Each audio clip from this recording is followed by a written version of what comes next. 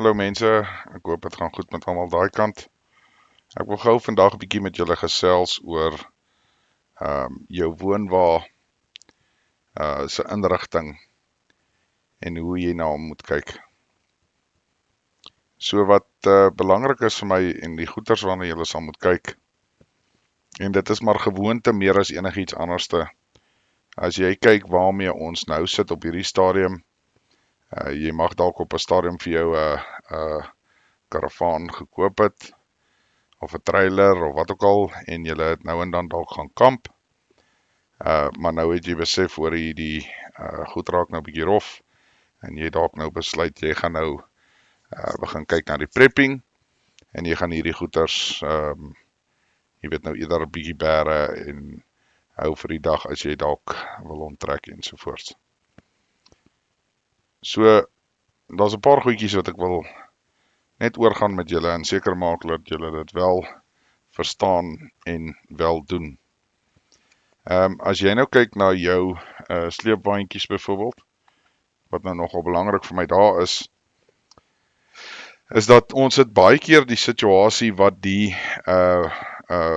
waandjie of selfs jou karavaan vir lang rukke staan. Nou karavaan is amper 'n bietjie makliker want jy het daarom daai huisers wat jy op die kante kan sit en jy kan hom van sy wiele aflig, wat beteken die wiele hou dalk 'n bietjie langer.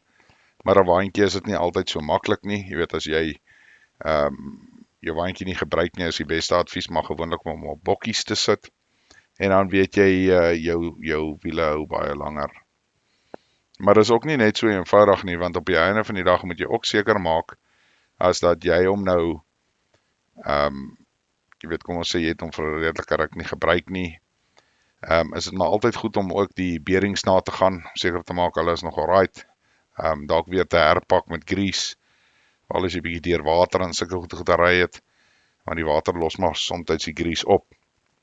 So, ek wil regtig hê julle moet maar seker maak, as jy wel hierdie voertuie wil gebruik, dat jy definitief na daai twee aspekte kyk, veral die wiele, as ook die wheel bearings, as 'n mens dit nou maar so kan stel. Die ander ding wat ek net so vinnig aan wil raak, is, ek het al baie gesien as die ouens hulle karavane en trailers ensovoort, voorts verpak met die onttrekkingsgoedjies, dat hulle die goed heeltemal oorlaai.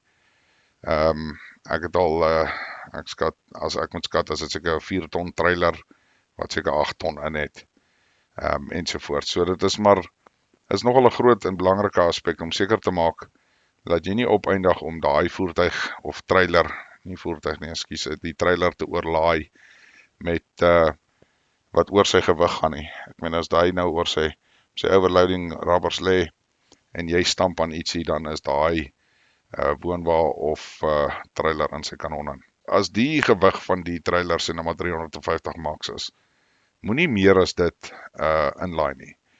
Ek praat van die venter trailertjies, jy weet die dinge klein wielietjies. Neem in ag, jy weet 'n karavaan kan jy dalk nog 'n bietjie meer plan maak, want jy het daai huisers agter en voor, wat jy beteken as jy papwiel of 'n ding kry, kan jy hom ten minste 'n bietjie opjack. Maar as jy met 'n waandjie wat 'n enkel as het, 'n wiel bars of so, is dit 'n helse proses om daai waandjie gelig te kry, want hy is so plat op die grond, jy kan byvoorbeeld nie eers 'n jack inkry nie. So dan is dit belangrik dat jy seker maak die goed word nie geoverload nie. Dan kom dit ook nog maar weer terug na die tyres toe, maak maar seker, daar's nie enige kraakies op hulle nie. Val op langs die kante, is maar gewoonlik 'n goeie indikasie om te wys dat daai rubber het nou al so vernietig in die son, dat dis maar net 'n tydelike ding of 'n kwessie van tyd voordat daai ouetjie begin moeilikheid maak.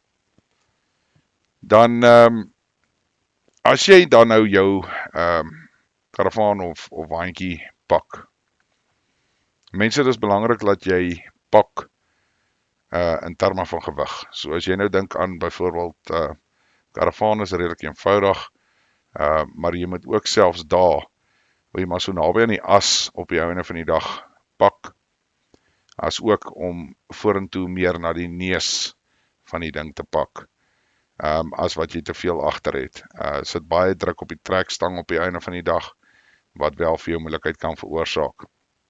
Dit help nie, jy het 400 liter water, wat jy agter in jou baantjie sit, en op die einde van die dag kry jy skaars die ding gehaak, en as hy gehaak is in die eerste hobbel waaroor hy gaan, haak hy af, of hy breek dalk jou trekstang, oor dat jy op die einde van die dag die ding of die maandjie heeltemal verkeerd gepak het. Dit is baie belangrik om hierdie simpel elementare goedjies in ag te neem. As 'n mens dit nie in ag neem nie, kan jy vir jouself baie moeilikheid veroorsaak. Soos wat ek sê, as jy pak jou swaargoed maar neer na die neus se kant toe, maak seker dat dit gebalanseerd gepak is. So moenie alles net aan een kant sit nie, sit dit half in die middel as jy kan. Maak half 'n strook tot by die as, en dan van jou ligter goed langs die kante, as ook agter. Dit is maar die eenvoudigste manier om dit te pak. So mense, dis maar net 'n paar eenvoudige elemente waarna jy kan kyk as dit by die jou woonwa en jou trailer voorbereiding, of jou karavaan en jou trailer voorbereiding kom.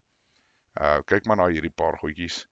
En mense, maak maar seker jy ten minste meeste van julle behoort een spaarwiel te hê.